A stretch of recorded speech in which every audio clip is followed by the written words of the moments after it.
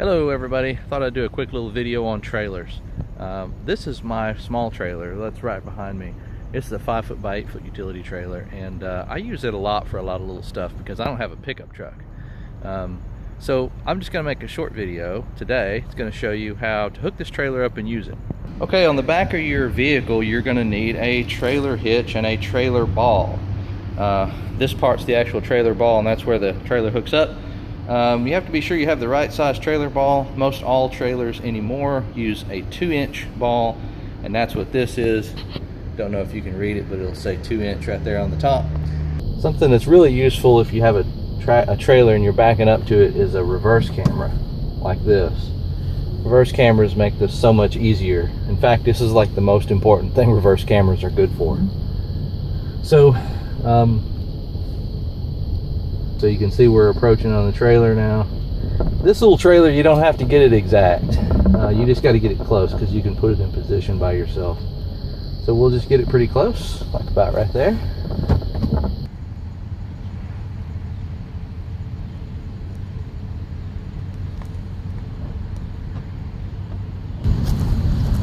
So if you use trailers, I highly recommend you keep them locked. If you don't, they're pretty easy to steal. So I always keep a lock. A padlock on the trailer when I'm not using it. So there's a release under here that you pull, and then this thing will lift up. That unlocks the mechanism here so it can hook onto the ball. And this is a small trailer that I'm just gonna, I can move it by hand, and I'm just gonna lift it up and set it on there.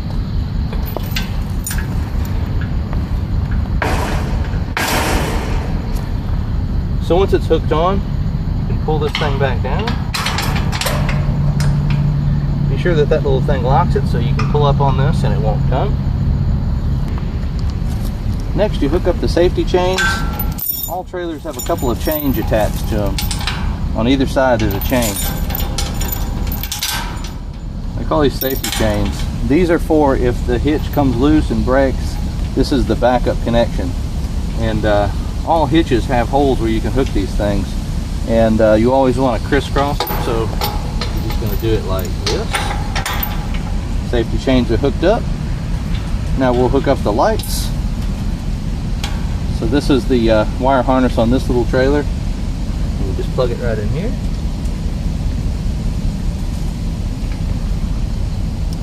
Something else you can do if you want is once your trailer's hooked up, you can put your padlock back on it. That way you can leave your vehicle parked somewhere out in the parking lot and not worry about your trailer getting stolen.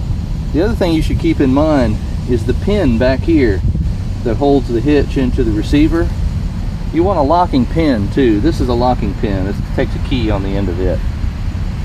Okay, here we are behind the trailer. I got it all hooked up to the car now. One last thing you always want to do is you want to make sure the lights are working, and the best way to do that is with the key fob to your vehicle. So you just stand back here, hit the button, make sure the trailer lights are flashing. In this case they are, as you can see, so you know your trailer lights are hooked up right.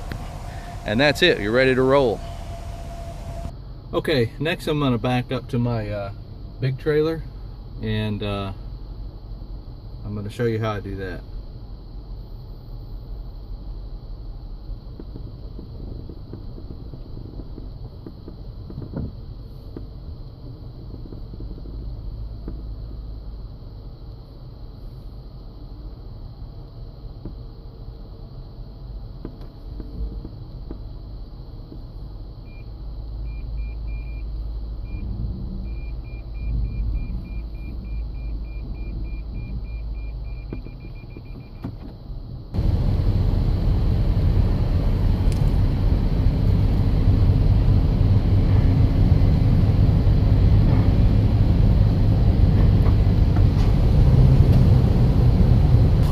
Okay, it's tough to get this right the first time, but with a big trailer like this one, you've got to line your vehicle and back up straight to it. So if you don't have a backup camera, you're going to need a helper to give you directions on where to turn. Again, I always keep a lock on the trailer when I'm not using it. Similar to my other trailer, there's a locking mechanism you have to open up here, pull it back like that to release it, And this trailer is very heavy, so you have to use this jack to lower it down.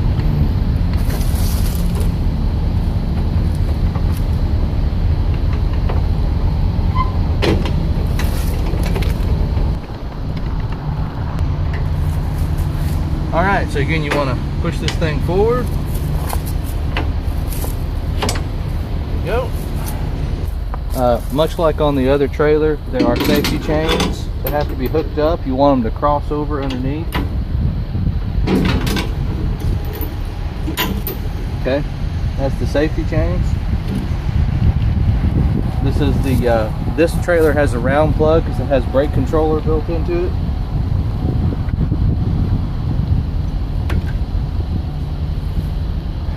This particular latch here, see how you can just lift up on it? Unlike the other trailer that had a lock, this one doesn't. So what I always do is I always put this pin in here.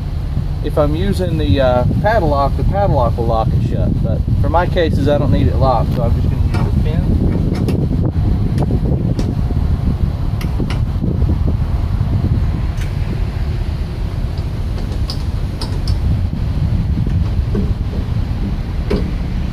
A lot harder than it should have been. And then just so this wire doesn't dangle, I always put it in there like that. Let me tell you a little bit about this trailer. Right behind me you see it. This is an equipment trailer. This is a much bigger trailer. I use it for transporting my tractor. It's a dual axle. It has a lot higher weight rating. It's a lot longer and it's a lot wider as well. It also has these fold down ramps on the back. This thing is a 16-foot long trailer. I don't remember the width on this one, but it is from the place I bought it, they pretty much said it's the widest width that you can have legally on the street. So anyway, I've just hooked this up. I wanted to show you this one too. Like I said, pretty much I use this for hauling my tractor around because it can hold the weight of the tractor and the size and the width of the deck. And then I've loaned it out to people before who have used it for hauling vehicles. So you can also transport a car on this trailer.